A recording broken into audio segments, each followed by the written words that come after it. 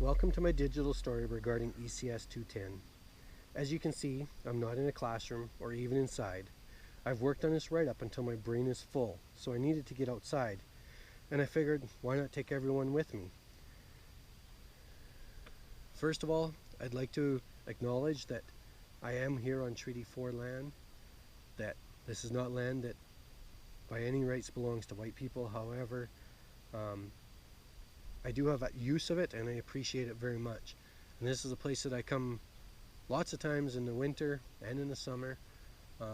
We kayak here, we play in the creek, and we bike on the bike trails around here. I hope you hear something interesting, but if you don't, I hope you at least enjoy the scenery of the creek going by and what's out here outside in the sunshine.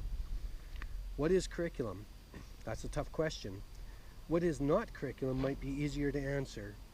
I grew up with a saying being told to me, and it goes something like this: whatever you believe, share it with others. If needed, use words. When I researched it, this saying is attributed to many different people at many different times throughout history. However, because of that saying, I have always believed that what a person does means more and makes more of an impact than what they say. Now, I'm not saying words don't have any effect, because I believe they do. Often in our current society, words happen before any actions and can be taken as a precursor for action of some sort. I think for me at the start of this class, the curriculum was sort of an abstract thing that people had tried to put into word form in order to try and force conformity. Conformity is not a horrible idea, especially if you are conforming to a commitment to always do one's best. But I don't think that is what is happening here. I felt like the curriculum is a checklist that outsiders will use to judge whether or not I'm doing my job well. Then we got into Kumashiro and all of his double meaning words. Common sense, meaning status quo, just the way it is, or making assumptions about what is understood or expected. Partial knowledge, meaning things you're invested in or biased towards, knowing only part of the information or knowledge. And finally, troubling knowledge. Knowledge that causes conflict or cognitive dissonance, stirring up knowledge to see what, why, and how things are the way they are. All of these are interesting and potentially huge topics, so I'm barely going to touch on them even briefly. If a person wants more information about any or all of them, read the book Against Common Sense by Kevin Kumashiro. Now, at the beginning of the class, someone, I believe it was Katya, put up a saying on the screen, and I copied it down, but I did not copy down who it's credited to. It was, "Your ideas are gold, mine are only silver." This saying is something that I do not seem to be able to put down. The very idea that someone's ideas are worth more than anyone else's just rubs me wrong.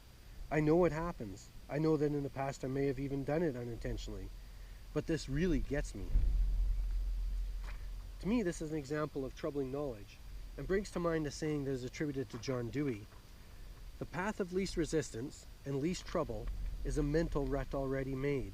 It requires troublesome work to undertake the alteration of old beliefs. On the topic of one person's thoughts being worth more, what about one person's voice? I do not know all the facts, and likely never will, but I do know that there's been some movement around trying to do something to recognize the burial site of many First Nations children that died while at the Regina Industrial School. I've been told that there's been much effort put in and very little results received in return. Until, that is, a few white people got involved. I'm not bashing anyone, and maybe I've been misinformed, but it sure seems like amazing timing that just when the white people spoke up, all of a sudden City Council was ready to listen and do something. All of this brings up a reading I did in another class by Pat O'Reilly and Peter Cole called Coyote and Raven Talk About Landscapes. The following is a reading from page 128.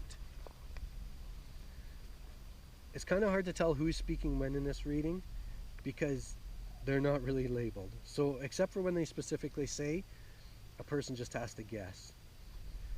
All that your methodologies touch upon turn to reason. Lined up for a community coup de... Give me a break. Ka-rak-haru. Be careful, Coyote. You may be walking into linguistic quicksand lime. Half a wit is not always better than none, so don't argue with one. Ha! More ravenings. Exactly. Where's the scholarship? You mean Western scholarship? Out of evidence everywhere. Rock-a-roo. I'll second that devotion. Haroo! So what's your vision, Coyote? 20-20-20 if you count my third eye. But that's mostly operational with my other two eyes shut.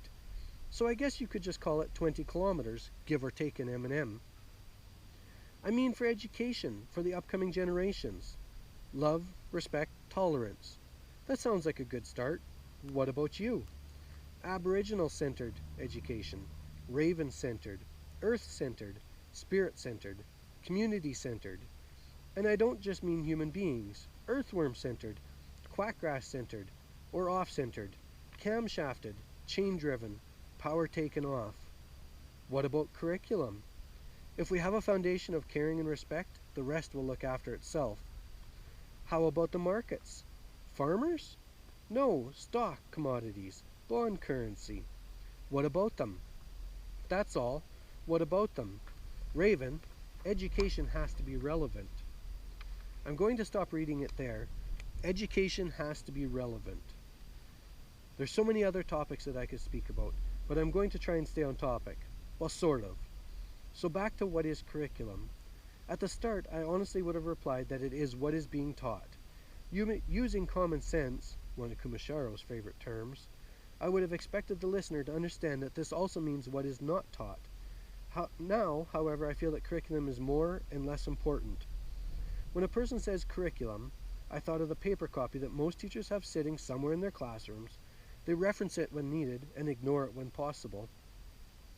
Now when I hear that word, I think of all the actions, intentional and otherwise, that a teacher does while attempting to get students to learn enough to be able to succeed in the next grade and beyond. Much of what a teacher does is not measurable, or viewable, or even really understood. With this knowledge, it means that I will have to question everything not only that I do, but that I go along with by remaining silent. Kumashiro says, being normal requires thinking in only normal certain ways, feeling only certain things, and doing only certain things.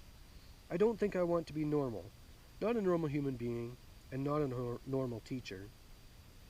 This class has caused me to realize that questioning everything, while annoying to people, such as my wife, is not a bad thing. Those things that people think but are too scared, shy, or polite to say, sometimes they need to be said and not just thought. Now that we've had our chat, I hope that I didn't just answer some questions, but actually raise new ones. I'm going to sit here for a bit and watch the water and think, because regardless of how you feel, I know for a fact I'm more confused and conflicted than when I started.